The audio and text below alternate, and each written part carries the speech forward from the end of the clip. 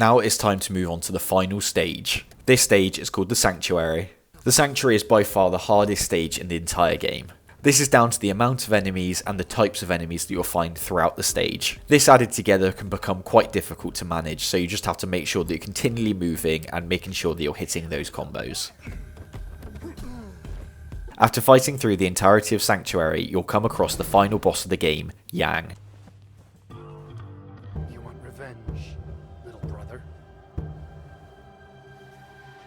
Yang is the fifth and final boss of the game and is the ultimate test of the combos and strategies that you've learned over the course of your playthrough. Yang forces you to hone in on dodging, blocking and countering at every available opportunity throughout his onslaught of attacks. The key thing with Yang is the fact that he remains unpredictable throughout the whole fight. In the first phase, you just have to concentrate on blocking his attacks and doing damage where you can. Eventually, using many lives, you'll be able to complete a takedown on Yang. This then moves you on to the second phase of this fight.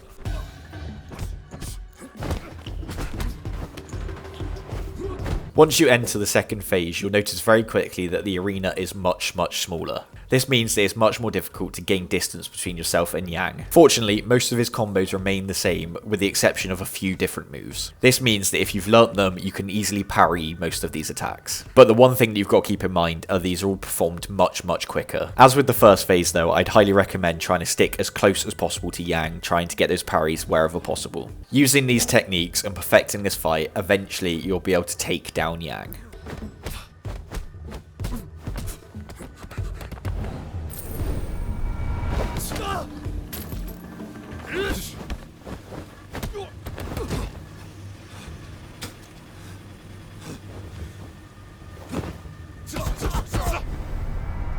This will unlock the achievement Furious Fists.